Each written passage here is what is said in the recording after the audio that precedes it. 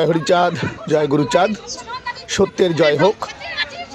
দেখুন, দীনকৃষ্ণ ঠাকুরকে যে অমানবিক অত্যাচার করেছে কিছু পাষণ্ড দল, তাদের বিরুদ্ধে প্রতিবাদ করতে রাস্তায় নেমে এসেছে একদম সাধারণ মানুষ, বুদ্ধিজীবী থেকে শুরু করে সমস্ত মানুষ দীনকৃষ্ণ ঠাকুরের পাশে আছে। ডেপুটেশন জমা দেওয়ার জন্য তারা সকলে এসেছে। আর শরদিন্দু উদ্দীপন দাদা কি বলছেন এই বিষয়ে সেটি দেখুন। 10 তারিখ 12:30টার সময় দীনকৃষ্ণ ঠাকুরের এই মজিলপুরের বাড়িতে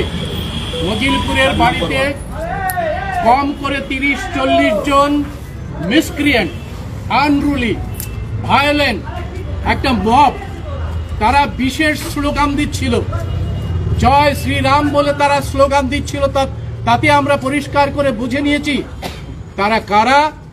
তারা শেষ পর্যন্ত দীনকৃষ্ণ ঠাকুরকে বুড়োর ঘাট নামে একটি হনুমান মন্দিরে নিয়ে যায় তাকে হত্যা করার জন্যে।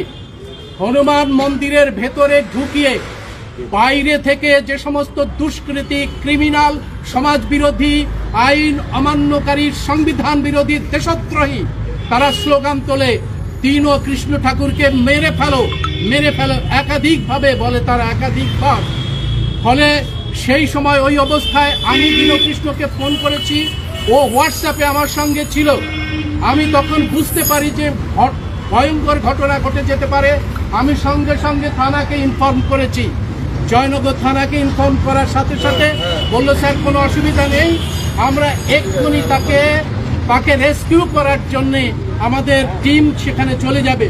ঘটনাক্রমে এই ঘটনা যে আমাদের আর একটা পুলিশ থানা আছে, সাব থানা বকুলতলা থানা, সেখানের কাছাকাছি হচ্ছে যেখানে ঘটনা ঘটেছে, বুড়োর ঘাট হনুমান মন্দির, তারা সেখানে গিয়ে রেস্কিউ করে যায়।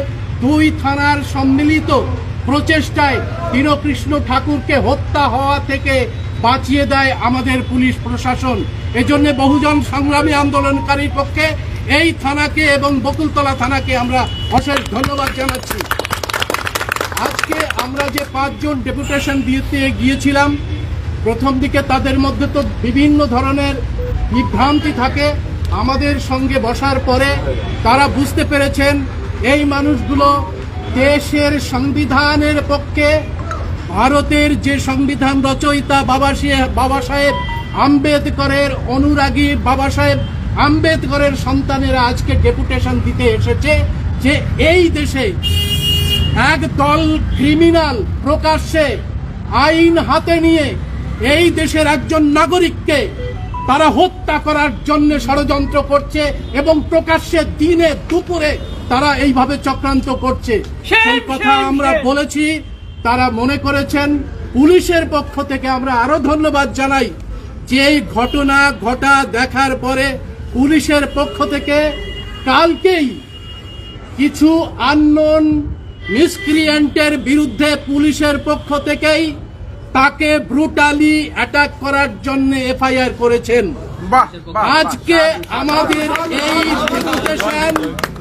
আজকে আমাদের এই ডেপুটেশন এবং দীনকৃষ্ণ ঠাকুর এখন অসুস্থ অবস্থায় নার্সিং হোমে ভর্তি হয়ে আছে। তার অসুস্থ বেড থেকে আমরা সই করে নিয়ে এসেছি। অত্যন্ত মানবিক দৃষ্টিকোণ থেকে আমাদের যে ওসি আছেন তিনি তার যে এফআইআর কে স্বীকার করেছেন।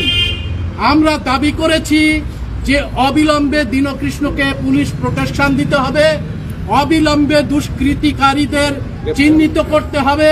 যে সমস্ত ভিডিওগুলো আছে সেই ভিডিওগুলো পেন ড্রাইভের মধ্যে দিয়ে আমরা জমা দিয়েছি, সেগুলো রেজিস্টার্ড হয়েছে।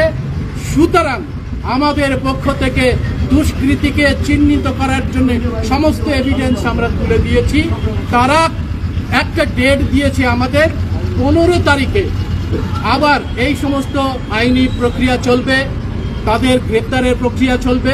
15 তারিখে এই ঘটনাটা, এই কেসটা কত দূর অগ্রসর হয়েছে তার জন্য আমাদের আবার এখানে ডাকবেন তারা, আমরা সেই ডাকে সাড়া দিয়ে পুলিশ প্রশাসনকে এই তদন্তে সমর্থন করব। দীনকৃষ্ণ ঠাকুর যেন খুব দ্রুত সুস্থ হয়ে ওঠেন।